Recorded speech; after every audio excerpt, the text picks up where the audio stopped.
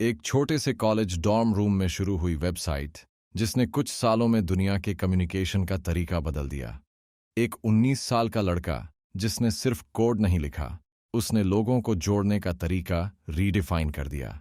आज वही लड़का, मार्क जकरबर्ग, दुनिया के सबसे पावरफुल टेक बिलियनियर्स में से एक है।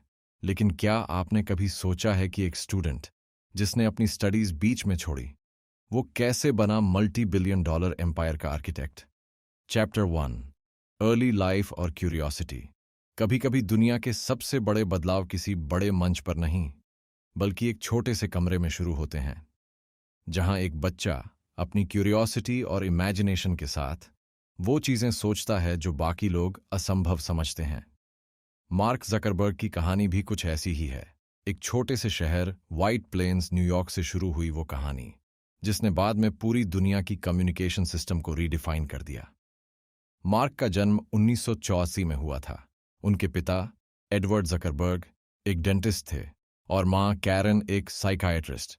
घर साधारण था, लेकिन सोच बहुत बड़ी। एडवर्ड ने अपने क्लिनिक में टेक्नोलॉजी को अपनाने की शुरुआत की थी, और यही इंस्पिरेशन मार्क तक पहुंची। उन्होंने अपने बेटे के लिए घर में एक कंप्यूटर सेटअप कर दिया ताकि वो फ्रीली एक्सप्लोर कर सके, एक्सपेरिमेंट कर सके और अपने आइडियाज को रियलिटी में बदल सके। मार्क के लिए कंप्यूटर कोई गैजेट नहीं था, वो एक दोस्त था।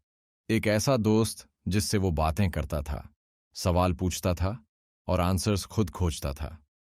जब दूसरे बच्चे खिलौनों से खेल रहे थे, मार्क को कोड्स और एल्गोरिदम्स में मजा आता था। सिर्फ 12 साल की उम्र में मार्क ने एक मैसेजिंग प्रोग्राम बनाया, ज़कनेट। यह कोई ऑर्डिनरी सॉफ्टवेयर नहीं था, यह एक छोटा सा कम्युनिकेशन ब्रिज था जिसने उनके पिता के डेंटल ऑफिस और घर को कनेक्ट कर दिया था। उस वक्त इंटरनेट वाइड स्प्रेड नहीं था, और यह अचीवमेंट अपने आप में एक माइलस्टोन थी। यहां से ही मार्क की जर्नी शुरू हुई, एक ऐसी जर्नी जहां क्यूरियोसिटी उनका सबसे बड़ा मेंटोर बन गई। उन्होंने कभी किसी से ये नहीं सीखा कि कैसे करो, बल्कि हर चीज खुद करके सीखी। क्यूरियोसिटी सिर्फ इंटरेस्ट नहीं थी, वो एक माइंडसेट थी।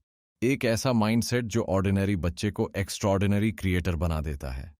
अब बात करते हैं एजुकेशन की, उस दौर की जहां मार्क ने अपने आइडियाज को और निखारा। मार्क ने अपनी स्कूलिंग फिलिप्स एक्सेटर एकेडमी से की। यह एक प्रेस्टीजियस प्राइवेट स्कूल थी जहां हर स्टूडेंट अपने फील्ड में ब्रिलियंट था। लेकिन मार्क का ब्रिलियंस कुछ अलग ही था। वो सिर्फ पढ़ाई में अच्छे नहीं थे, बल्कि लॉजिक, मैथमेटिक्स और प्रोग्रामिंग में एक्सेप्शनल थे। हाई स्कूल के दिनों में ही उन्होंने एक सॉफ्टवेयर बनाया, सिनैप्स। यह एक म्यूजिक प्लेयर था जो यूजर्स के टेस्ट के हिसाब से ऑटोमेटिकली सॉन्ग्स रिकमेंड करता था। आज हम इसे एआई बेस्ड रिकमेंडेशन सिस्टम कहेंगे, लेकिन उस समय यह कॉन्सेप्ट फ्यूचरिस्टिक था। सिनैप्स को देखकर लोग हैरान रह गए। एक टीनेजर ऐसा एल्गोरिदम कैसे बना सकता है जो ह्यूमन प्रेफरेंस समझ सके? माइक्रोसॉफ्ट और एओएल जैसी बड़ी कंपनियों ने सिनैप्स को खरीदने की कोशिश की। उन्होंने मार्क को मिलियंस ऑफ डॉलर्स ऑफर किए, लेकिन मार्क ने मना कर दिया। उन्होंने कहा, I want to build things, not just sell them. ये वो पल था जिसने दुनिया को दिखाया कि मार्क पैसे के लिए नहीं, क्रिएशन के लिए काम करते हैं, और यही सोच आगे चलकर उन्हें बिलियनियर नहीं बल्कि विजनरी बनाएगी। यहाँ एक बहुत बड़ा लेसन है, जब आपकी पैशन क्रिएशन से ड्रिवन हो तो मनी आपके पीछे आती है, आप पैसे के पीछे नहीं भागते। अब आते हैं उस मोड़ पर जिसने मार्क की जिंदगी की दिशा पूरी तरह बदल दी। साल था 2002। मार्क को एडमिशन मिला हार्वर्ड यूनिवर्सिटी में। हार्वर्ड, दुनिया का वो नाम जहां पहुंचने का सपना लाखों लोग देखते हैं। लेकिन मार्क के लिए यह सिर्फ एक डेस्टिनेशन नहीं था, यह उनकी अगली क्रिएशन का बर्थ प्लेस था। हार्वर्ड में ही उन्होंने कुछ फ्रेंड्स के साथ मिलकर एक छोटा एक्सपेरिमेंट किया, एक वेबसाइट जिसका नाम था फेसमैश। यह साइट स्टूडेंट्स के फोटोज कंपेयर करने के लिए थी। हालांकि यह वेबसाइट कंट्रोवर्शियल थी, लेकिन इसने मार्क को एक प्राइसलेस फीडबैक दिया। लोग ऑनलाइन कनेक्ट होना चाहते हैं, लोग डिजिटल स्पेस में अपनी आइडेंटिटी दिखाना चाहते हैं, और लोग एक ऐसा प्लेटफॉर्म चाहते हैं जहां वो एक दूसरे से जुड़ सकें। यह सिंपल ऑब्जर्वेशन ही फेसबुक का बीज बना। 2004 में हार्वर्ड के डॉर्म रूम में कुछ लैपटॉप्स, कुछ पिज्जा बॉक्सेस और एंडलेस कोड लाइंस के बीच मार्क ने द फेसबुक लॉन्च किया। शुरुआत सिर्फ हार्वर्ड के स्टूडेंट्स के लिए थी, लेकिन कुछ ही हफ्तों में यह आइडिया यूनिवर्सिटीज के बीच वाइल्डफायर की तरह फैल गया। हर स्टूडेंट इसका हिस्सा बनना चाहता था। लोग कनेक्ट हो रहे थे, प्रोफाइल्स बना रहे थे, फोटोज शेयर कर रहे थे। यह सिर्फ एक वेबसाइट नहीं थी, ये एक सोशल रेवोल्यूशन की शुरुआत थी। लेकिन इसी समय मार्क के सामने आया सबसे बड़ा डिसीजन, हार्वर्ड छोड़ने का। एक ऐसा कदम जो किसी भी 19-ईयर-ओल्ड स्टूडेंट के लिए बहुत बड़ा रिस्क था। पेरेंट्स और सोसाइटी शॉक्ड थे। हार्वर्ड छोड़कर कोई इंटरनेट कंपनी के लिए अपनी लाइफ रिस्क क्यों करेगा? लेकिन मार्क को पता था कि यह सिर्फ वेबसाइट नहीं, एक मूवमेंट है। उन्होंने अपनी सिक्योर पाथ छोड़ दी, अपनी कंफर्ट जोन से बाहर निकले, क्योंकि उनका विजन उनकी डिग्री से बड़ा था। वो जानते थे कि अगर वो रिस्क नहीं लेंगे तो शायद कभी अपनी पोटेंशियल को नहीं समझ पाएंगे। और यही रिस्क, जो बहुतों के लिए डरावना था, मार्क की लाइफ का टर्निंग पॉइंट बना। आज जब हम पीछे मुड़कर देखते हैं तो लगता है कि यह डिसीजन ऑब्वियस था, लेकिन उस वक्त यह दुनिया की सबसे रिस्की बेट थी। मार्क ने प्रूव किया, रिस्क लेने का मतलब बेवकूफ़ी नहीं, बल्कि अपने विजन पर भरोसा रखना है। और शायद यही सबसे बड़ा लेसन है इस चैप्टर का। अगर आप अपने पैशन पर विश्वास रखते हैं, अगर आप अपनी क्यूरियोसिटी को नर्चर करते हैं, अगर आप अपने आइडियाज़ को रियलिटी में बदलने की हिम्मत रखते हैं, तो दुनिया की कोई भी डिग्री, कोई भी फेलियर या कोई भी रिजेक्शन आपकी ग्रोथ को रोक नहीं सकता। मार्क ज़करबर्ग की अर्ली लाइफ हमें यही सिखाती है। कभी कभी सबसे बड़े आइडियाज़ क्लासरूम्स में नहीं, क्यूरियोसिटी के अंदर पैदा होते हैं। और जो लोग अपने सवालों का जवाब खुद तलाशते हैं, वही दुनिया के लिए नए आंसर्स लिखते हैं। हर महान कहानी क्यूरियोसिटी से शुरू होती है, और मार्क की कहानी भी उसी क्यूरियोसिटी की शक्ति का प्रमाण है। एक बच्चे की जिज्ञासा जिसने दुनिया को कनेक्ट कर दिया। क्योंकि जब आप क्या होगा अगर से डरना छोड़ देते हैं, तभी असली क्रिएशन शुरू होती है। चैप्टर 2, फेसबुक की शुरुआत और ग्लोबल सक्सेस। 2004 का साल। एक छोटा सा डॉर्म रूम, कुछ दोस्त और एक विजन, दुनिया को डिजिटली कनेक्ट करने का। यहीं से शुरू हुई वो कहानी जिसने आने वाले दशकों के कम्युनिकेशन, मार्केटिंग और बिजनेस के मीनिंग को बदल दिया। मार्क ज़करबर्ग और उनकी टीम ने द फेसबुक लॉन्च किया। शुरुआत में सिर्फ हार्वर्ड स्टूडेंट्स के लिए। यह एक सिंपल आइडिया था, लोगों को एक डिजिटल आइडेंटिटी देना और उन्हें एक दूसरे से कनेक्ट होने का मौका देना। लेकिन यह आइडिया इतना पावरफुल था कि कुछ ही हफ्तों में यह हार्वर्ड से निकलकर अन्य यूनिवर्सिटीज तक फैल गया। लोग कनेक्ट हो रहे थे, मैसेजेस भेज रहे थे, रिलेशनशिप्स बना रहे थे। हर लॉगिन के साथ फेसबुक लोगों की जिंदगी का हिस्सा बनता जा रहा था। यह सिर्फ एक वेबसाइट नहीं, बल्कि एक डिजिटल इमोशन बन गया था। डेटा बताता है 2005 तक फेसबुक के पास 1 मिलियन से ज्यादा एक्टिव यूजर्स थे। एक साल में ही एक dorm room project global network में बदल चुका था। मार्क जानते थे कि यह जर्नी यहीं नहीं रुकनी चाहिए। उन्होंने फेसबुक को नेक्स्ट लेवल पर ले जाने का फैसला किया। वो अपनी स्मॉल हार्वर्ड रूम से निकलकर पालो आल्टो, कैलिफोर्निया चले गए, सिलिकॉन वैली के हार्ट में।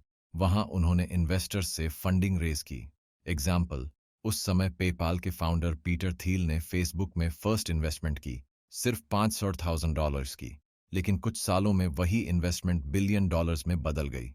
यह प्रूफ था कि जब विजन प्योर हो, एग्जीक्यूशन स्ट्रांग हो और पर्पस क्लियर हो, तो स्मॉल बिगिनिंग्स भी ग्लोबल मूवमेंट्स में बदल जाती हैं। मार्क ने एक बार कहा था, the question isn't what we want to know about people, it's what people want to tell about themselves. यानी फेसबुक सिर्फ डेटा कलेक्शन का प्लेटफॉर्म नहीं था, यह सेल्फ एक्सप्रेशन का रेवोल्यूशन था। पॉइंट 2, विजन और लीडरशिप स्टाइल। मार्क की लीडरशिप अलग थी। वो कन्वेंशनल सीईओ नहीं थे। उनका ऑफिस किसी ग्लास कैबिन में नहीं, बल्कि एम्प्लॉयज के बीच था। वो अपने टीम मेंबर्स के साथ बैठते, ब्रेनस्टॉर्मिंग करते, कोड लिखते। उनका फोकस हमेशा शॉर्ट टर्म प्रॉफिट पर नहीं, बल्कि लॉन्ग टर्म विजन पर रहता था। उन्होंने अर्ली स्टेज में ही साफ कहा था, we don't build services to make money, we make money to build better services. यह एक सिंपल लाइन नहीं थी, यह उनकी पूरी लीडरशिप फिलॉसफी का ब्लूप्रिंट था। मार्क ने फेसबुक को कंटिन्यूअसली इवॉल्व किया। उन्होंने यूजर फीडबैक को सुना और हर वर्जन में कुछ नया जोड़ा। 2006 में न्यूज़ फीड, 2008 में चैट, 2012 में इंस्टाग्राम, 2014 में व्हाट्सएप, 2016 में ऑक्यूलस वीआर।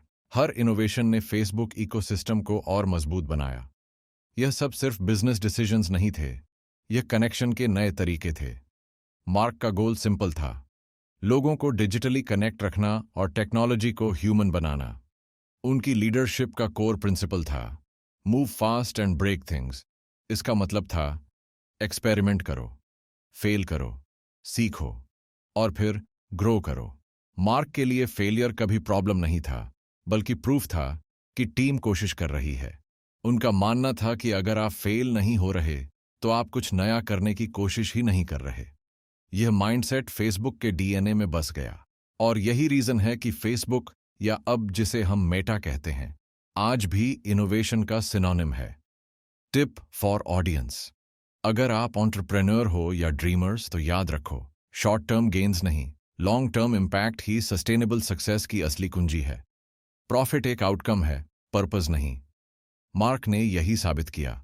जब आप पर्पस ड्रिवन होते हैं तो वेल्थ अपने आप फॉलो करती है। Point 3, lifestyle tips from mark Zuckerberg. अब बात करते हैं उस माइंडसेट की जिसने मार्क को सिर्फ बिलियनेयर नहीं बल्कि डिसिप्लिन्ड विजनरी बनाया। मार्क की लाइफस्टाइल सिंपल दिखती है, लेकिन उसके पीछे डीप साइकोलॉजिकल डिसिप्लिन छिपा है। 1. मिनिमलिज्म।